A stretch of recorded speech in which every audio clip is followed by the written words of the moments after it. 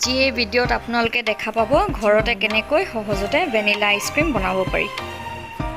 ক্ৰীমৰ বেছ বনাবৰ কাৰণে মই লৈছোঁ ট্ৰপলাইটৰ এইটো হুইপিং ক্ৰীম। এইটো ডেইৰী ফ্ৰী হুইপিং ক্ৰীম হয়। এইটো দোকানত সহজতে পাব আৰু প্ৰাইচটো বেছি নহয়, 170 মান পৰে। এইটোৰ কাৰণে মই এতিয়া এটা বাউলত 2 কাপ হেভি ক্ৰীম লৈছোঁ। এইটো 500 ml হ'ব।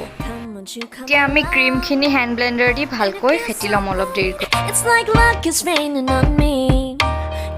Follow your heart, doesn't matter how far. There is so much love to give.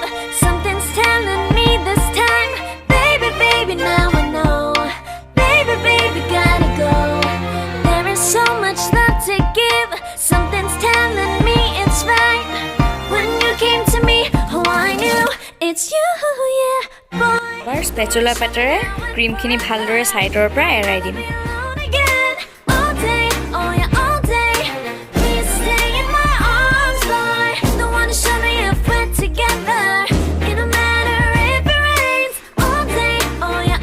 আপোনালোকে কমেও এই ক্ৰীমখিনি 8 পৰা 10 মিনিটলৈকে ফেটিব। তাত সফট পিক্স অহালৈকে ফেটিব আৰু তাৰপিছত হৈ যাব। ক্ৰীমখিনি ভালকৈ ব্লেণ্ড কৰা হৈ গ'লে মই ইয়াতে কণ্ডেন্সড মিল্ক দিছোঁ। এইটো টোটেল মই 400 গ্ৰাম কণ্ডেন্সড মিল্ক দিছোঁ আৰু এইখিনি এতিয়া ভালকৈ মই মিলাই দিম।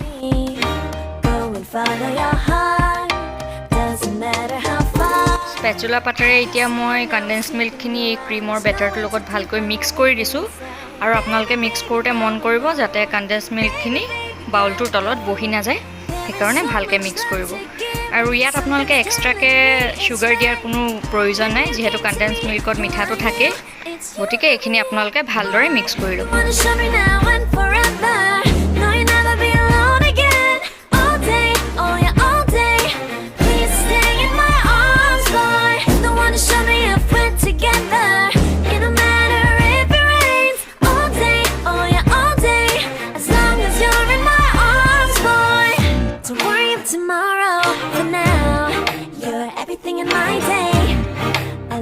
The way you like a song, you know my heart.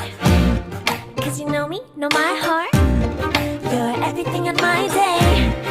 I love the way you know my heart. Yeah. এতিয়া বেটাৰটো মিক্স কৰা হৈ গ'ল। এতিয়া ইয়াতে মই অলপ ভেনিলা এচেঞ্চ দি দিছোঁ 1 টেবুল স্পুন মানৰ। আপোনালোকৰ যদি বেলেগ কিবা ফ্লেভাৰ ভাল লাগে, ষ্ট্ৰবেৰী হওক, বানানা হওক, পাইনএপল হওক, আপোনালোকে তেনেকৈ এচেঞ্চ দি ল'ব।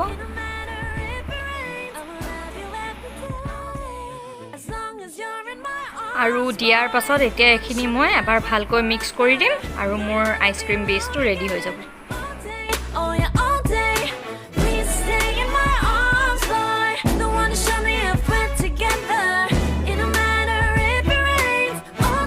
বেছটো এতিয়া ৰেডি হৈ গ'ল। এইটো 2 ঘণ্টাৰ পৰা 3 ঘণ্টালৈকে মই এতিয়া ফ্ৰিজাৰত থ'ম আৰু তাৰপিছত আপোনালোকক দেখুৱাই আছোঁ। আপোনালোকে ভিডিঅ'টো শেষলৈকে চাই থাকিব।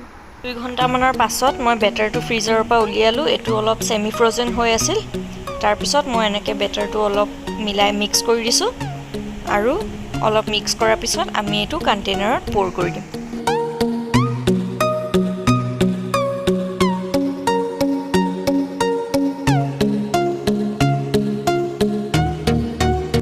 এতিয়া এই বেটাৰখিনি মই ভালদৰে মিক্স কৰি লোৱাৰ পাছত এটা এয়াৰটাইট কণ্টেইনাৰত মই প'ৰ কৰি দিছোঁ আধা।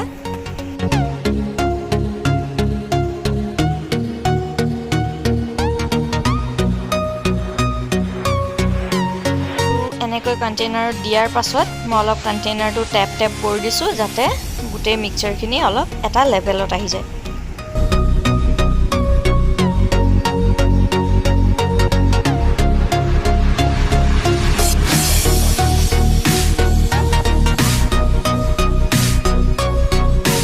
আৰু এনেকৈ বেটাৰখিনি ফিল কৰা হৈ গ'লে মই কণ্টেইনাৰটোৰ লিডখন মাৰি দিম।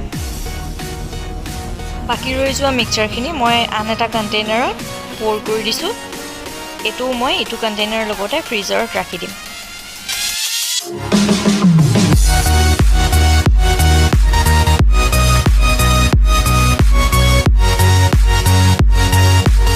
এতিয়া এই দুটা কণ্টেইনাৰ মই একেলগতে ফ্ৰিজাৰত 7 to 8 আৱাৰ্ছৰ কাৰণে ৰাখি থ'ম।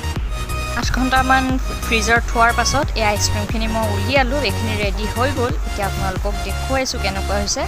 বিৰাট ক্ৰিমি হৈছে আইচক্ৰীমখিনি আৰু টেষ্টিও হৈছে আপোনালোকে এইটো সহজতে ঘৰত ট্ৰাই কৰি চাব পাৰিব আৰু ট্ৰাই কৰাৰ পিছত মোক জনাবলৈ নাপাহৰিব কেনেকুৱা হয়